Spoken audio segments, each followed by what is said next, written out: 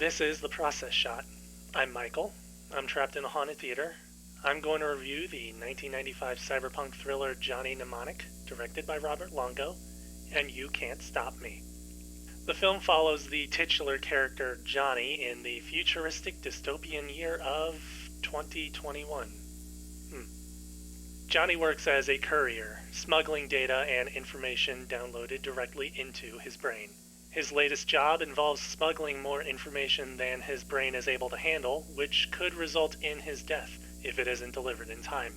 It turns out that the information in his head could cure NAS, a debilitating disease which has ravaged the world. However, a major pharmaceutical company wants this information and has gone as far as hiring Yakuza gangsters to help.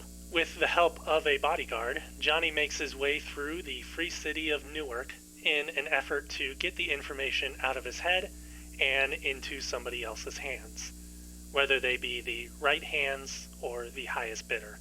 Johnny's story isn't necessarily the main attraction when it comes to this film. Rather, the setting is what seems to be more appealing. Being a cyberpunk story, the film pulls no punches when showing off a world where the rampant development and improvement of technology has only widened the divide between social and economic classes. Johnny himself is meant to be one of these high life people, only to be dragged down to the bottom of the ladder. At a point, he even rants about the luxuries he used to have at a moment's notice. The only problem with Johnny is that he doesn't really hold himself up as a yuppie or a high-class individual.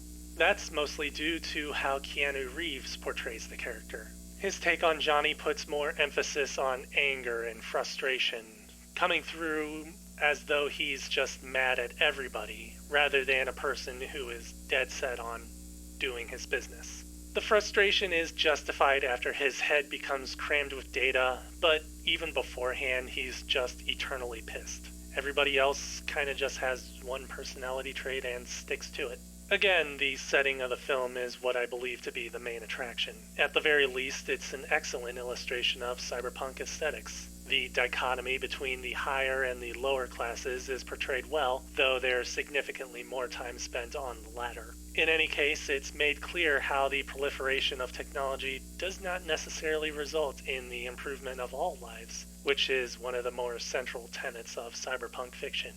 It would have been nice to see more of how the other side lives, though, since that's supposedly the world that Johnny wants to go back to. The technical aspects of the film help heighten these aesthetics, with an additional layer of fast-paced grunge on top. The pacing of the film's edits ramp up as Johnny goes online or accesses data, mimicking the fast nature of digital networking. Cinematography keeps things wide for the most part, allowing more of the world around our characters to be seen, and the coloring and lighting of Johnny Mnemonic are kept dim and dirty because, well, that's just how the world is. All in all, it's a great setting and one that keeps you hoping for more world building. The drawback is, though, the characters. They're less interesting than one would hope for, especially since we have to follow them throughout the whole story. And they're carried primarily by whatever singular personality traits or whatever natural charisma they might otherwise have. It's forgivable to an extent, but by the end of the film, you won't necessarily find yourself wanting more of them. Johnny Mnemonic, Robert Longo, 1995.